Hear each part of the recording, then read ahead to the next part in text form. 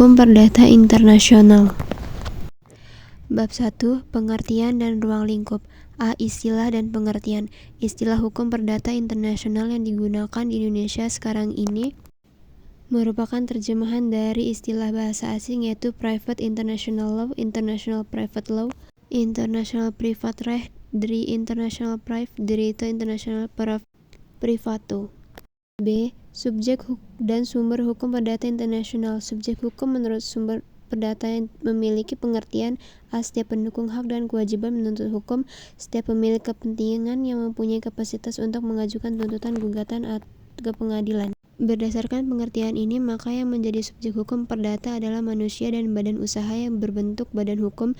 Adapun yang dimaksud dengan badan hukum salah satu perkumpulan atau organisasi yang oleh hukum diperlakukan seperti seseorang manusia sebagai pengemban hak dan kewajiban, dapat memiliki kekayaan sendiri, dapat digugat di muka pengadilan.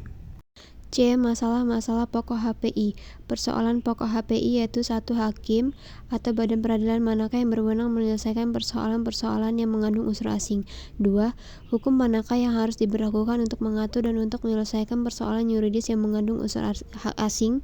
Bila mana atau sejauh mana suatu pengadilan harus diperhatikan dan mengakui putusan-putusan hakim dan atau mengetahui hak-hak atau kewajiban hukum yang ditetapkan oleh pengadilan asing. D. Ruang lingkup HPI. 1. HPI yang tersempit. HPI hanya sebatas pada masa hukum yang diberlakukan.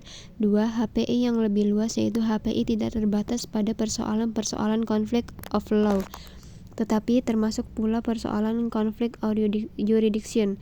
3. HPI yang lebih luas lagi, HPI tidak hanya menyangkut persoalan pilihan hukum dan pilihan forum atau hakim, tetapi juga menyangkut status orang asing. 4. HPI yang terluas, HPI menyangkut persoalan pemilihan umum, pemilihan forum, dan pilihan hakim, status orang asing, dan kewarganegaraan.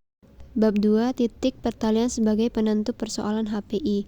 A. Istilah dan pengertian. Menurut Sudargo Gautama, titik taut atau titik pertalian adalah hal-hal atau keadaan yang menyebabkan berlakunya suatu stelsel atau sistem hukum.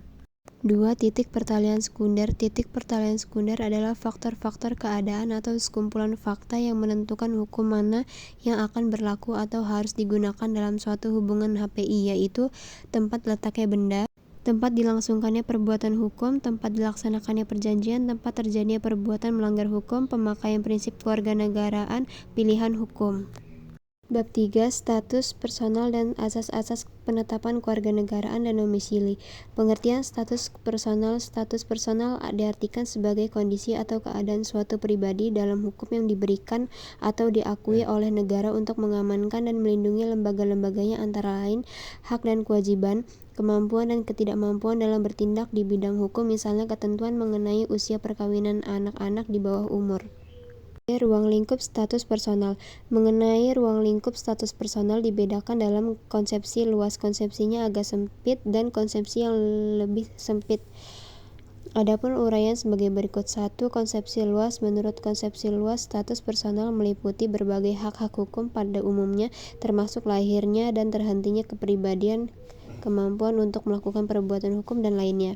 2. Konsepsi yang agak sempit ini dianut oleh antara lain Prancis, menganggap tidak semua status personal, antara lain hukum harta benda dan perkawinan, perwarisan, dan tidak mampu bertindak di bidang hukum dalam hal khusus. 3. Konsepsi yang lebih sempit. Menurut konsepsi ini, hukum keluarga dan waris tidak termasuk dalam status personal.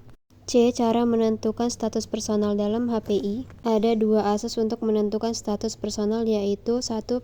Asas nasionalis atau kewarganegaraan. Asas ini seseorang dikatakan dengan hukum nasionalnya, atau dengan kata lain sesuai personal seseorang ditentukan oleh hukum nasionalnya. 2. Asas teritorialis atau domisili. Asas ini memakai hukum domisili untuk menentukan titik tautnya. Menurut asas ini, status personalitas seseorang ditentukan di mana ia berdomisili. D. Asas dalam penentuan kewarganegaraan. 1. Menentukan kewarganegaraan yaitu A. Asas tempat kelahiran kewarganegaraan seseorang tertentu oleh tempat kelahirannya. Jadi di sini status personal anak tersebut ditentukan berdasarkan hukum tempat orang tuanya. 2. Asas keturunan kewarganegaraan seorang ditentukan berdasarkan keturunannya. Misal, seorang yang lahir di Belanda dari kedua orang tua yang memiliki kewarganegaraan Indonesia, maka yang bersangkutan akan memiliki kewarganegaraan Indonesia. B. Macam-macam kualifikasi. Secara garis besar ada 3 macam: kualifikasi menurut lex fori, kualifikasi menurut lex causa, kualifikasi menurut otonom, kualifikasi bertahap.